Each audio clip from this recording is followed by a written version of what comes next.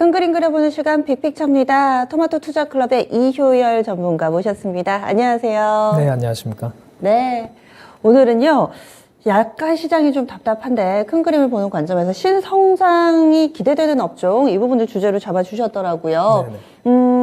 이 타이밍에서 기대감이 부각되는 업종을 보자라고 판단하시는 이유, 현재 시장 상황 좀 감안을 해서 설명을 해주세요. 네, 그렇습니다. 지금 지난번에 설명드렸지만 러시아와 우크라이나 전쟁 리스크가 좀 길어지고 있거든요. 장기화되고 있다 보니까 사실 지난 말씀드린 반도체라든가 2차 전지 같은 성장주들이 좀 활약을 해줘야 되는데 지금 시장이 상당히 좀 막혀 있는 상황이 되다 보니까 그런 쪽 업종보다는 좀 순환매가 돌면서 종목별이라든지 또는 섹터별 이런 움직임들이 좀 나타나고 있다라고 말씀을 드리겠고요. 그래서 당분간 이런 시장 흐름에서는 역시 좀 모멘텀이 부각되는 그런 업종이 좀 중요하겠다라고 말씀을 좀 드리겠고요. 그런 측면에서 보면은 지난 주에 보면은 삼성전자 같은 경우가 로봇 분야하고 메타버스 분야에 240조 원 정도 투자하겠다 이렇게 좀 신성장 동력으로 이제 발표를 좀 했기 때문에 이런 부분이 시장의 모멘텀을 좀 제공해 주는 거 아닌가라는 생각이 들고요. 그런 측면에서 로봇 산업 같은 경우 좀 관심을 가질 필요가 있다고 말씀드리겠고, 그러한 이유는 최근에 이제 차기 정부 또 정책 부분에서도 이제 원자력 발전이라든가 건설업종도 좀 움직임이 좀 있었지 않습니까? 이제 그런 면에서 본다면은 로봇 산업도 충분히 좀 더 뻗어나갈 수 있는 그런 모멘텀을 확보하고 있다라고 말씀을 드리겠습니다. 결론부터 그럼 나왔네요. 지금 시장이 좀 답답하기 때문에 지수에 영향 많이 받는 경기민감 대형주보다는 가능성이 있어서 기대감이 있어서 모멘텀 플레이가 가능한 섹터를 보자는 건데 결과적으로는 로봇이 지금 나왔습니다. 그럼 로봇은 아직까지는 너무 초입부인데 기대감이 현반영됐다 여러 가지 분석들이 있더라고요. 네. 로봇 산업 지금 어느 정도 위치인가요? 일단 로봇 산업 전체적인 걸 좀 파악하실 필요가 있겠고요. 제가 조사를 해보니까 2019년도 기준으로 보면 로봇 시장 전체적으로 한 300억 달러 수준의, 그러니까 한 30조 원 수준 규모의 전 세계 시장이 형성되고 있다라고 말씀을 좀 드리겠고요.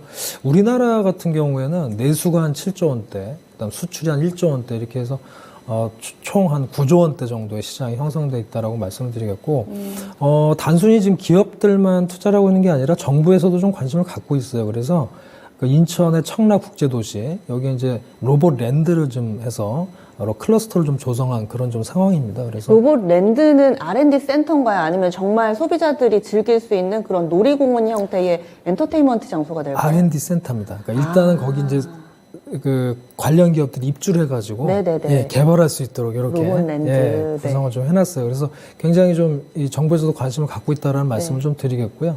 그다음에 앞서 말씀드렸듯이 이제 삼성전자가 일단은 로봇이나 메타버스 분야 또 AI 분야 이런 쪽에 240조 원 정도 투자하겠다고 제시를 했기 때문에 이 부분은 어쨌든 향후에 키워나가겠다라는 의지거든요. 이런 부분이 좀 반영이 돼 있고, 특히나 이제 그 전까지의 로봇 시장을 보면은 이제 산업용 로봇이 주류를 이뤘어요. 그러니까 예를 들어서 제조업이죠. 반도체라든가 이런 데 보면 이제 로봇팔 같은 게 이렇게 많이 보시잖아요. 그래서 그런 쪽에 많이 투자가 됐었는데 점점점 서비스 로봇 쪽으로 시장이 커지고 있다는 말씀을 드리겠고, 실제 이제 연구기관에서 이제 제시한 걸 보면 2024년도 정도 되면 서비스 로봇 시장이 한 130조 원 될 것이다. 이렇게 좀 말을 하고 있거든요. 그러면은 계산을 해본다면 한 매년 한 50% 이상 성장을 한다는 거예요. 그러면 성장하는 산업에 우리가 관심을 가질 필요가 분명히 있겠죠. 그래서 이런 부분은 여러분들에게 꼭 말씀 좀 드리고 싶습니다. 네.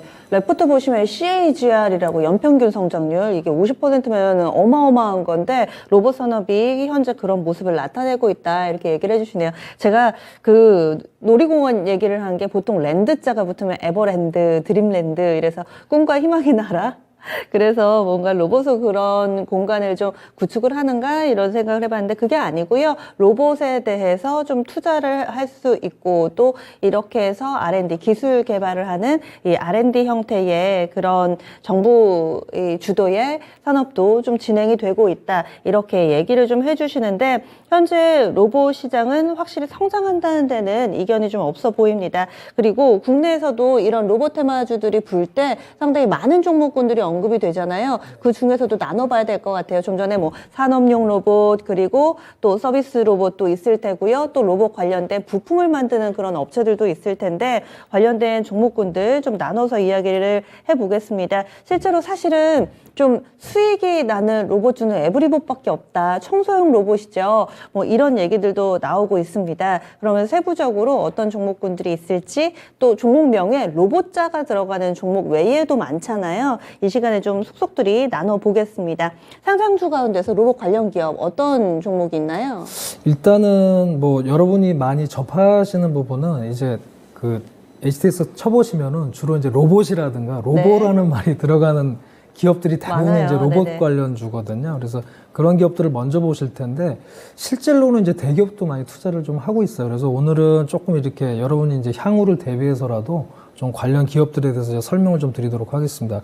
그래서 일단 보면은 아까 산업용 로봇 말씀드렸고 서비스 로봇을 먼저 좀 말씀을 드리면 이제 의료용 로봇이 있습니다. 그러니까 지금 이제 원격 진료 뭐 이런 얘기도 하고 이제 사실은 이제 수술 분야 이런 쪽에서도 로봇을 많이 활용을 하고 있어요. 외국 같은 데서는. 근데 우리나라 같은 경우도 미래 컴퍼니라든지 미래 컴퍼니 같은 경우는 이제 복강경 수술, 그다음에 큐렉소 뭐 관절 수술이라든지, 그다음에 고형 같은 경우는 우리가 이제 반도체 기업으로 알고 있는데 역시 그런 쪽에 뇌수술이라든지 네. 이런 쪽에 지금 진출을 하고 있거든요. 그래서 사실은 이쪽이 더 먼저 움직였었잖아요. 몇 해 전에. 네. 이 종목군들이 먼저 움직였는데 의료용 로봇이었죠. 네. 네, 그래서 그런 그 부분들이 있고요. 그 다음에 이제 또 보면은 이제 물류 로봇 같은 경우가 또 있어요. 그래서 물류 분야가 대표적으로 우리가 아시는 이제 로보티즈라든지 로보스타, 뭐 티로보틱스, 뭐 유진 로봇 이런 기업들이 이제 대체적으로 물류 쪽에, 왜냐하면 이제 물류가 아무래도 이렇게 움직이고 하는 부분에서는 많이 쓰이거든요. 그래서 있겠고 CJ 대한통운이라는 것도 좀 언급을 드렸는데 요거는 이제 CJ 대한통운이 로봇 사업을 하는 것은 아닌데 미국의 경우에 보면 페덱스 같은 경우는 실제로 이제 그런 걸 로봇을 아예 자기들이 산업으로 만들어요? 또 예. 아. 그래서 실제 사용하기도 하면서 하다 보니까 이제 또 발전이 된 거거든요. 그래서 CJ 대한통운 같은 경우도 또 회사를 또 인수할 수도 있는 거고, 또는 이제 그렇죠. CJ 대한통운 이제 대기업 계열사이기 때문에 좀 여러분이 관심을 가질 필요가 있다라고 말씀을 좀 드리겠습니다. 그 다음에 이제 보면은 이제 푸드 로봇이라 그래서 이제 뭐 햄버거 가게 보면 패티를 뭐 뒤집는다든지, 예, 뭐 이런 것도 로봇이 많이 하고 있어요. 그래서 네. 푸드 로봇 분야에서 보면 레인보우 로보틱스라든가, 좀 특이할 거는 다날 같은 경우는 이제 결제 서비스 회사인데, 그렇죠. 자회사의 비트 코퍼레이션이라는 회사가 있어요. 그래서 비트라는 그 어떤 로고로 해가지고 무인 카페가 많이 설치가 돼 있다고 하는데 저는 못 봤는데. 저 봤어요. 네, 그래서 네네. 예, 그렇게 해서 무인 카페를 좀 운영을 하고 있거든요. 그게 그래서 다날 거군요. 네, 그게 다날의 자회사가 하는 부분이기 때문에 여러분이 체크를 하실 필요가 있겠습니다. 가끔 영화관이나 이런 데 보면은 이 커피 자판기도 아니고 안에서 로봇팔 같은 게 맞습니다. 움직이기도 하고 맞습니다. 오렌지를 거기서 생즙을 짜가지고 네. 또 만들어주고 하기도 하는데 그런 게 있군요. 그 밖에 또 어떤 게 있을까요? 그 다음에 이제 대표적으로 우리가 많이 쓰는 게 이제 로봇 청소기잖아요. 그쵸. 예, 우리가 이제 가장 많이 접하는 게 일단 청소 로봇이란 말이에요. 너무 그래서 편해요. 그런 부분에서 네. 이제 삼성전자, 그 다음에 뭐 유진 로봇이라든지 또 에브리봇, 아까 말씀하셨는데 에브리봇 같은 경우가 청소 로봇 쪽에서는 우리나라 점유율 1위의 회사입니다. 네, 네, 그래서 네. 이제 관심들을 많이 갖고 계시는 맞아요. 부분이고, 네. 그 외에도 이제 비상장 기업들도 많이 포진하고 있다라고 말씀을 드리겠고,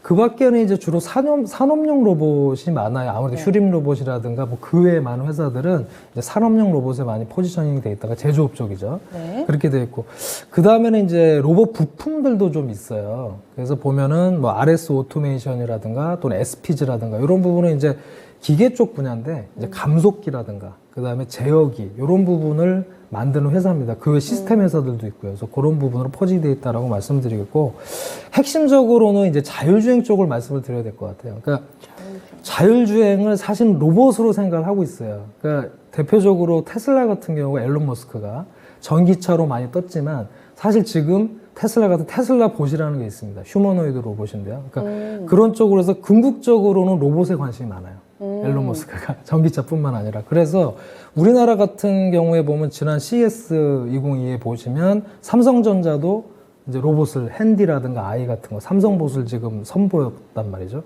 그다음에 LG전자 같은 경우도 앞서 말씀드렸듯이 로보스타라든가 로보티즈 같은 게 지분 투자를 했단 말이죠. 네. 그런 부분도 있고 옴니팜이라고 해서 그것도 역시 자율주행 쪽인데 그 조금 개념은 다릅니다만 자율주행에서 그 안에서 스마트홈을 구현하는 이런 또 부분도 CS2022에서 또 네. 발표를 했습니다. 그런 부분이 있고, 그 다음에 네이버 같은 경우는 이제 로봇을 생각 못 하실 수 있는데, 네이버 같은 경우는 아크로버스라 그래서 좀 시스템 쪽입니다. 로봇도 만들지만 전체적인 시스템, 매핑을 해야 되거든요. 버스가 그 버스는 아니죠. 자율주행이라고 해서.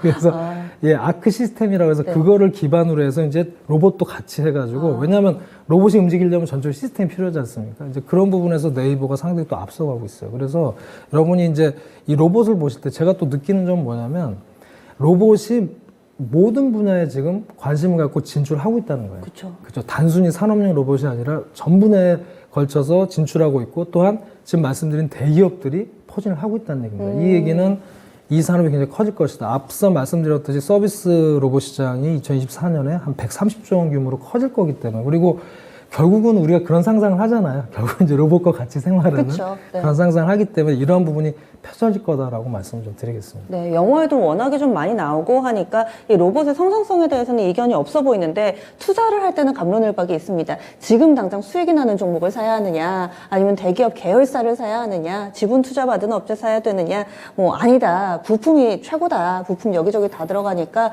부품주 사야 된다. 기준점을 좀 세워주세요. 로봇 관련주 어떻게 투자해야 됩니까? 결론적으로 말씀을 드리면, 일단 현지 시장에서는 이제 중소형주 위주로 물론 접근을 해야 되겠죠. 그런 쪽 종목들이 많이 움직이기도 하고 또 테마에 좀 발빠르게 좀 반응을 하기 때문에 그쪽을 보시는데, 최근에 이제 좀 주가가 좀 올랐었어요. 좀 등락이 좀 심하기 때문에 역시 네. 좀 단기 대응, 또 이렇게 떨어지면 좀 매수를 하고 또 올라가면 좀 차익 실현하는 이런 전략도 중요하다고 말씀드리겠고, 다만 한 가지 말씀드릴 건, 앞서 말씀드렸듯이 예전에는 이 로봇 테마라 그래서 한참 있다 움직이고 또 죽어 있다 움직이고 이렇게 했는데, 이제는 아마 점점 더 시간이 갈수록 자주 아마 선보이게 될 거고, 이것은 이제 테마라기보다는 성장 산업 쪽으로 아마 포지션이 될 거다라고 말씀드리겠고, 앞서 말씀드렸듯이, 아까 말씀드릴 때 대기업의 현대차를 참 빼먹었는데요. 네네.